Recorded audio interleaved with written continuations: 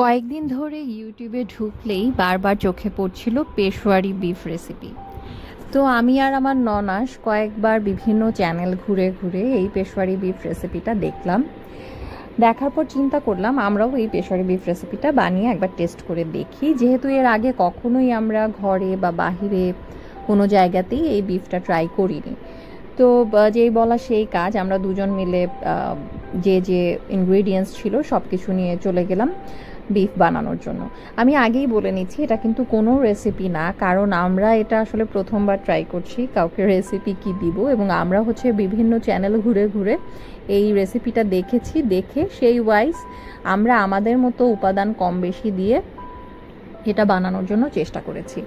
তো যার কারণে কোনো কিছুর মেজারমেন্টই আমি বলবো না, আর আমরা কোনো কিছু মেপেও দেইনি। সত্যি কথা বলতে নিজেদের আইডিয়া মতো আমার শাশুড়িকে বলেছি, উনি যে ওয়াইজ আমাদেরকে দিয়েছেন ওইভাবে আমরা আমাদের মতো দিয়ে বানিয়ে ফেলেছি। তবে হ্যাঁ, আলুটা আমরা বেশি দিয়েছি, কারণ হচ্ছে আমার ঘরের বাচ্চারা আলু খুব পছন্দ করে, তারা বিফ না খেলেও আলুটা মাস্ট বি খাবে। তো আমরা যেটা করেছি, বিফ নিয়েছি অলমোস্ট 2 কেজির মতো, ওটার সাথে আলু নিয়েছি 7-8টা, 8টা 9টা 10টার মতো হতে পারে। টমেটো নিলাম, বোম্বাই মরিচ, আস্ত পেঁয়াজ, আস্ত রসুন, আদা স্লাইস করা, আর নিয়েছি ঘি, আর হচ্ছে গোলমরিচ, আস্ত গোলমরিচ। ঘিটা দেওয়ার উদ্দেশ্য এই ছিল, পেশোয়ারি বিফে একদম যারা একদম অরিজিনাল যে পাকিস্তানি রেসিপিটা আমরা দেখেছি ওখানে ওনারা ঘি ইউজ করেনি, ওনারা যেটা করেছে যে চর্বি ইউজ করেছে। কিন্তু আমার ঘরে হচ্ছে আমার হাজব্যান্ড, আমার শাশুড়ি, আমার ননা সবারই আসলে হাই প্রেশার থাকার কারণে আমরা চর্বিটা সবসময় অ্যাভয়েড করি। তো বিফ যখনই আসে চর্বিগুলো আগেই বেছে ফেলে দেওয়া হয়, তো যার কারণে চর্বি আসলে ছিল না সত্যি কথা বলতে। তো আমরা যার অল্টারনেট ঘি ইউজ করেছি 2-3 চামচের মতো এরকমই। আর এরপরে যেটা করেছি, এই সবগুলো ইনগ্রিডিয়েন্টস প্রায় 3 থেকে 5 মিনিটের মতো আমরা একটু ভেজে নিয়েছি। আর ভাজা যখন হয়ে গিয়েছে তখন আমরা এই মগের প্রায় 4-5 মগের মতো পানি দিয়ে দিয়েছি। আমরা যে রেসিপি দেখেছিলাম ওখানে বলা হয়েছে যতক্ষণ পর্যন্ত না উপাদানগুলো পানির মধ্যে ডুবে যায় ততটুকু পর্যন্ত পানি আমরা ইউজ করব। তো আমাদের উপাদানগুলো পানির মধ্যে মোটামুটি ডুবে যাওয়া পর্যন্ত আমরা পানি দিয়েছি।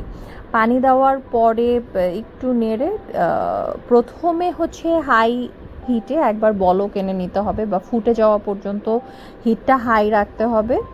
আর যখন একবার ফুটে যাবে তখন লো হিটে আমরা যেটা আর কি রেসিপিতে পেয়েছি 2.5 ঘন্টার মতো এই বিফগুলো কুক করতে হবে। তো সেই যেভাবে দেখেছি ওইভাবে আমরা একটা বলক আনার পরে চুলার হিটটা একদম কমিয়ে দেই এবং হচ্ছে 2.5 ঘন্টার মতো লো হিটে এই সমস্ত ইনগ্রিডিয়েন্টসগুলো কুক করতে থাকি। আর যেটা করেছি, মাঝে মাঝে প্রায় 30 মিনিট 40 মিনিট পর পর একটু চেক করেছি, সেই ফাঁকে একটু ক্যাপচার করেছি। আর আমার কিন্তু এটা একদম প্রথম ভিডিও যেটা কোনো কিছু রান্না করার। তো যদি ভালো লাগে তাহলে তো অবশ্যই থ্যাংক ইউ, ওয়েলকাম। আর যদি ভালো না লাগে I am sorry for that. তো এটা আমাদের একটা চেষ্টা ছিল মাত্র। আর আমি অবশ্যই বলবো খেয়ে যে আমাদেরটা কেমন হয়েছে। হয়তো বা অন্যজনদেরটা বা বাহিরের বা দোকানেরটা আরও বেস্ট হয়, যেহেতু আমরা জাস্ট দেখে দেখে একবার ট্রাই করলাম। তো যেমনই হোক না কেন আমি বলবো আমাদেরটা কেমন হয়েছে। তো ফাইনাল লুক হচ্ছে এটা।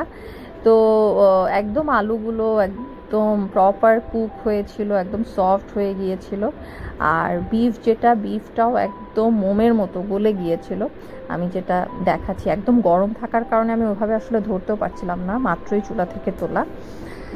আমার পরিবেশনও ওরকম না, কারণ আমি এটার সাথে ইউজড টু না আসলে। তো যাই হোক, সবার এই পেশোয়ারি বিফ ট্রাই করার পরে মতামত মোটামুটি একই ছিল যে আমাদের যে সচরাচর বাটা মশলার বিফ ভুনা তার সাথে আসলে কিছুরই তুলনা হয় না। হয়তো কোনো এক্সপার্টের পেশোয়ারি বিফ খেলে এই ধারণা চেঞ্জ হয়ে যাবে।